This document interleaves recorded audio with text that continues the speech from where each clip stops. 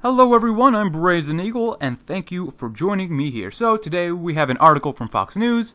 The State Department cuts new funds to El Salvador, Guatemala, and Honduras, pending immigration fixes. So, the State Department announced Monday it will cut new foreign aid to the Northern Triangle countries, including Guatemala, Honduras, and El Salvador, unless their governments take concrete action to stem the flow of migrants towards the U.S. The aggressive move came less than 2 weeks after the Trump administration reached a last-minute deal with Mexico, which called for the country's deployment of more troops to its own southern border and tighter asylum protocols. The U.S. and Mexico reached the accord shortly before the White House was set to impose a series of escalating tariffs on its southern neighbor. President Trump previously pushed in March to cut $615 million in aid to the Northern Triangle, noting that the nations have been home to some of the migrant caravans that have marched through Mexico to the U.S. border to claim asylum, in some cases fraudulently. On further review, the State Department said the administration has decided to continue to provide $432 million for anti-gang and health initiatives. That aid came from the fiscal year 2017 budget, and the State Department said it was logistically challenging to cancel some of the initiatives. However, the latest plans showed roughly $370 million from the fiscal year 2018 budget will no longer be spent on the Northern Triangle, and approximately $185 million in funding from the 2017 budget will be withheld, at least for now. A State Department official told Fox News a re-evaluation will be concluded no later than April 2020. We will not provide new funds or programs in those countries until we are satisfied that the Northern Triangle governments are taking concrete actions to reduce the number of migrants coming to the U.S. border. State Department spokeswoman Morgan Ortegos said, "This is consistent with the President's direction and with the recognition that it is critical that there be sufficient political will in these countries to address the problem at its source." She said, and continued, "Working with Congress, we will reprogram those funds to other priorities as appropriate." Ortegos noted that previously awarded grants and contracts will continue with current funding. Many Democrats, of course, called the decision callous and unproductive, as feared a presidential tantrum will limit our nation's ability to actually help address the challenges forcing people to flee to the U.S. Senator Bob Menendez, a Democrat from New Jersey, tweeted, "The Northern Triangle's immigration policies have long rankled the Trump administration. Last December, the U.S. pledged more than $10 billion in aid to Central America and Mexico to keep migrants put. Later that month, Trump tweeted, Honduras, Guatemala, and El Salvador are doing nothing for the U.S. but taking our money." Well, pretty much. I mean, what are we getting out of this? More illegal immigrants? Word is that a new caravan is forming in Honduras, and they are doing nothing about it, Trump added. "We will be cutting off all aid to these three countries, which are taking advantage of the U.S. for years." The State Department in March then notified Congress that it would look to suspend 2017 and 2018 payments to the trio of nations. Meanwhile, Mexico has offered refuge to migrants with credible fears, as thousands remain in the country while they await court dates for asylum petitions in the U.S. The understaffed and underfunded Mexican Refugee Commission has faced a backlog of cases. But in recent months, police and immigration have stepped up enforcement in southern Mexico, setting up highway checkpoints, raiding a caravan of mostly Central American migrants, and trying to keep people off the northbound train known as the Beast. At the same time, Mexicans have grown increasingly intolerant of the large numbers of migrants passing through the country in an attempt to reach the U.S. A June poll in Mexican newspaper El Universal showed that Mexicans are less receptive to allowing undocumented migrants to come in or to stay on permanently as refugees than they were in October, when caravans with thousands of Central American migrants were winding their way north. Well, I will say that it's at least good to see that President Trump is putting some more pressure on Central American states to stop people from migrating to the U.S. illegally. At least that sounds good. It makes you feel good as an American, just because, we don't want any more illegal immigrants. But that being said, I judge things by their outcomes. I want results. If this maintains the current number of illegals coming into the country, or even increases the number of illegals coming into the U.S., then this, of course, would be a failed move.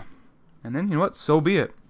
So we see that $370 million in the 2018 budget will no longer be spent on Guatemala, Honduras, and El Salvador, and at around $185 million from the 2017 budget will be suspended. That's good, but what are we going to do with $370 million if we do not give it to those countries, The government always finds a way to spend more money. How will it be spent? Will it go help finish a border wall between the U.S. and Mexico? Would that money go to ICE to help get rid of illegal aliens currently in our country? Could it be used maybe to help end or at least slow down the growing American opioid epidemic? In reality, of course, the answer to those questions will most likely be no.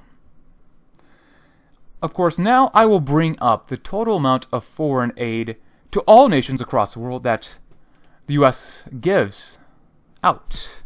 So, let's see. As of fiscal year 2017, foreign aid between the U.S. State Department and U.S. aid totaled $50.1 billion, or just over 1% of the budget. That's kind of surprising if you were not kept up on this type of information. Foreign aid that the U.S. gives out is a little bit less than 1% of the entire federal budget. But you gotta remember, money is money. Dollars count. Dollars matter. Any foreign aid we give out could be instead used to help perhaps pay off some of the national debt. Or maybe help build more infrastructure across the nation. Money is money, and somehow, someway, the government will find ways to spend it. Whether it helps the American citizen or not. So, over here, this is actually from the U.S. aid. This is actually a pretty cool program created by the government website that outlines which countries get money from the U.S. and how those countries supposedly use it to better themselves. For example, in 2017, this is from 2017, as you can tell from the fiscal year, and instead of 2018 or 2019, because those are only partially reported years, Guatemala received over $256 million in foreign assistance just from the U.S. That's a lot of money. I don't know about you, but I'm nowhere near that amount of money. That's a lot of money sent to one pesky Central American country that could be used instead to help pay off debt, maybe create programs for your average American citizen so that they could be bettered, maybe set up more criminal justice reforms. I don't know, but this money being spent in Guatemala could be used instead to help pay off debt or other things like that. And of course, this website also breaks down how things are spent, but still, why are we going to give lifelong learning projects to Guatemalans instead of American citizens, huh? Local governance projects, youth and gender justice programs.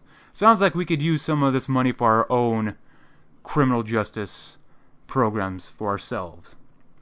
But regardless of how money is spent and allocated, because you can actually take a look by country, or the dashboard at least. Let's go to the dashboard.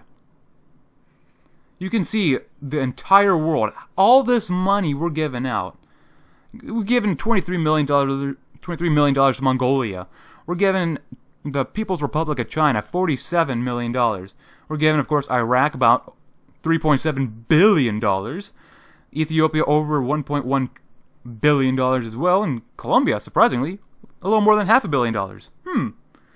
This is all a ton of money.